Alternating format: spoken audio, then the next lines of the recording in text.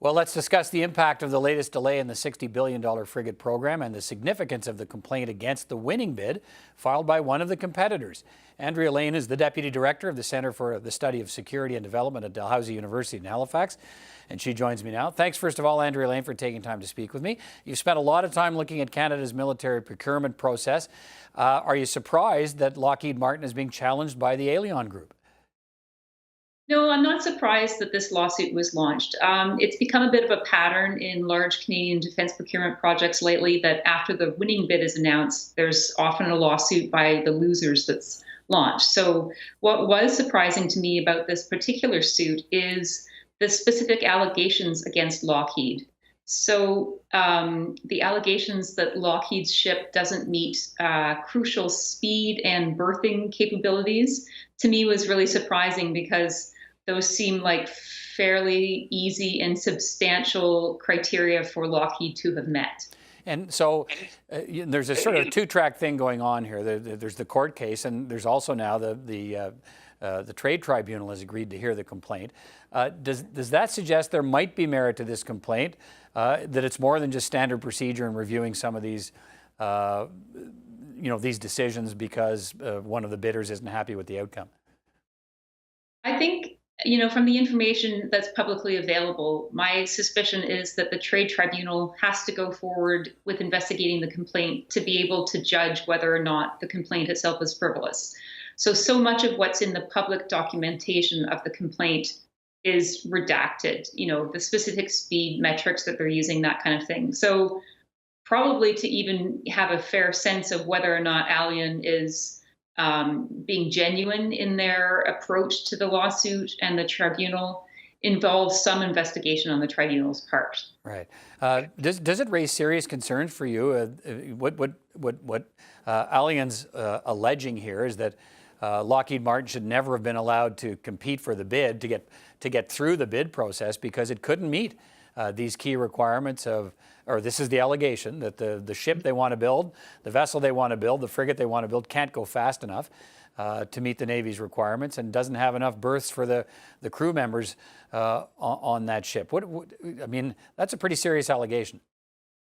It is definitely a serious allegation, and it gets down to the difficulty of being Canada and looking for proposals for bids for ships that are already in use by other navies. So in some ways, we have to take what we can get from what's out there. So if we had a specific requirement for, say, I don't know, off the top of my head, we wanted 100 berths, and it turns out that all the warships that were available for export only had 90 berths, then in some ways our own requirement was moot because it couldn't be fulfilled on the market.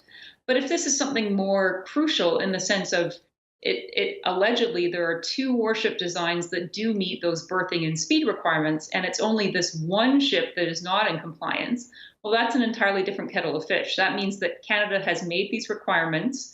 There are at least two ship designs that can meet them, and there's a third ship design that allegedly cannot meet them that has been selected as the winner. So that is more worrisome.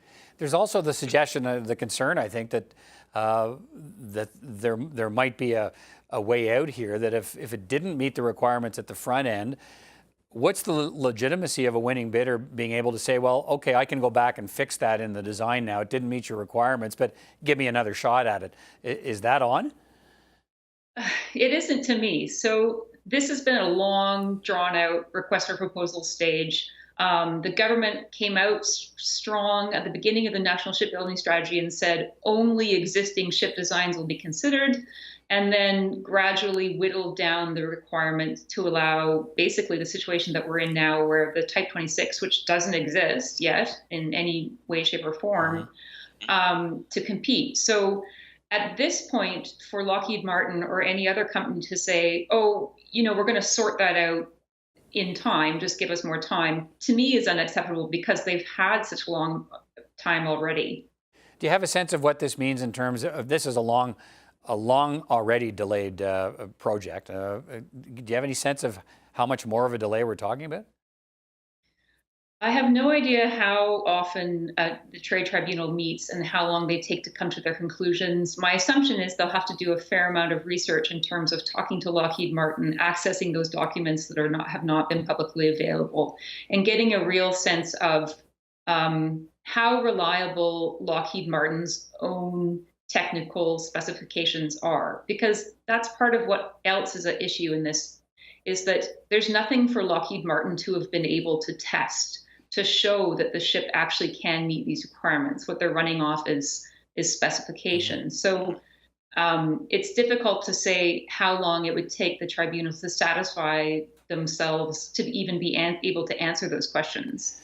I think one of the complicating things here, right, is that you have a product that nobody has before them. Allianz says their ship can do this. We don't know what the Type 26 can do. So this is going to be a battle of experts, I guess, saying they've done all the measurements and all the calculations, and you'll see who wins at the end of the day. Right. And that was precisely the situation that when the National Shipbuilding Strategy and the request for proposals for the CSC came out, they were designed to avoid. So that's what we were designed. It was designed to avoid the situation we find ourselves in right now, which is, how do you prove that a ship that hasn't been built can go a certain speed? So it really will be a battle of the technical experts, a battle of the engineers. Who on one side you'll have, Allian and Navantia, who are able to show that their ships can go this speed and do have this many berths, whereas Lockheed Martin will have potentialities to show. All right.